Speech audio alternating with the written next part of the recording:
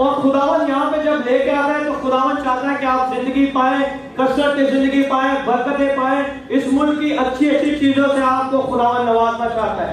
इस प्यारे बेटे को जॉब की तलाश थी और ये जब जॉब ढूंढ रहा था और ये खुदावन के घर में आया, इसने खुदावन के खादम से दुआ कराई। इसे लग रहा था कि इसका इंटरव्यू बहुत मुश्किल है, ये नहीं पास कर पाएगा, लेकिन खुदावन सारी मुश्किलों को हल करने की कुदरत रखता है और ये अपने इंटरव्यू में पास हुआ और यीशु के नाम से इसने उस जॉब को पा लिया। जोरदार तालियां बजाएं यीशु के नाम पर।